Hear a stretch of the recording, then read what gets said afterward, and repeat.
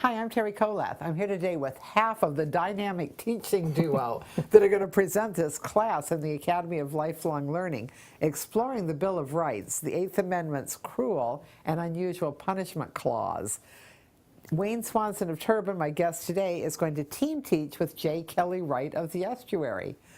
Wayne, thank you for joining me. Glad to be here. This is a really interesting topic, as all topics in political science seem to be right now, in transition. It isn't much in transition.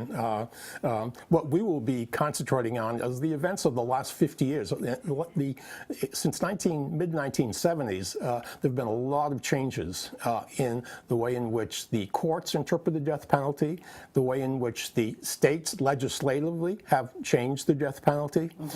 And so that we'll look at that. We're going to look at where we are now, and then finally, where might we go on this question, because there is some sense that the Supreme Court might not probably in the near future just take the death penalty off the books. And we'll talk about that and see where that might happen. You know, the class, if the people in the class think that, you know, that Jay and I are going to get into a vigorous debate, pro and con, about the death penalty, they'll be disappointed, because that's not what we're going to do. But I have to say that since I've been having lunches with Jay, which are very fascinating for me, at basically your suggestion, we approach these questions somewhat differently. Jay's a lawyer. I'm not. I'm a political scientist. And the lawyers approach this with the law prominently, and they tend to basically want to test the law.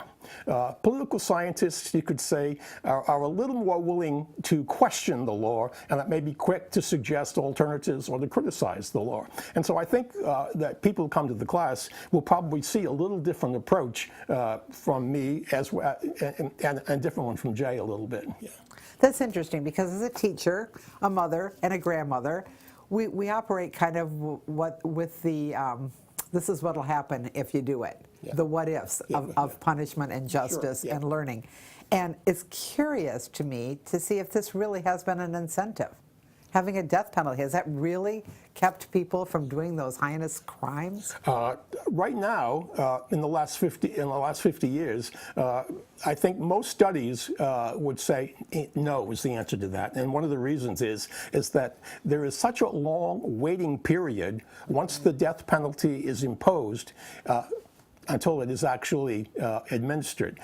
In Florida, which is one of the states with the longest, it can be up to 25 or 30 years on death row after you've been sentenced before the death would be, and for a lot of people, during those 25 years, their trials are reheard and they're exonerated. So most scholars, and the studies that have been done, don't see a big deterrence in the death penalty. Fascinating. And then I'm also curious about the two words, cruel and unusual. Will you spend time on that in the program? Yeah, a little bit, yeah. It's cruel in terms of, some people would argue that the death penalty itself is cruel. Some people will argue keeping somebody on death row for a long period of time is cruel.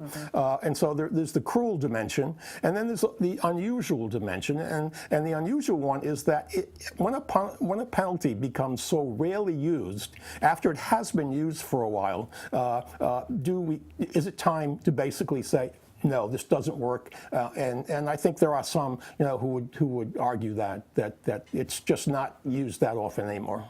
So again, a timely topic, one that has various implications. Yes. And one that we really don't know the ultimate answer to. No, we don't. And we're kind of grateful that it's not our personal. I have to say that we're going to pass out a 4-page handout at the beginning of the class, and even if people turn Jay and I completely off, that 4-page handout is worth coming to class, because it is very up to date, gives them a lot of good information, and we're not out to change minds here. You know, we're out to basically tell people where do we stand, and what is the status of this issue, because the Bill of Rights, all of them, they change over the course of time. Interesting. Yeah. Well, I can't imagine anybody not wanting to hear you and Jay.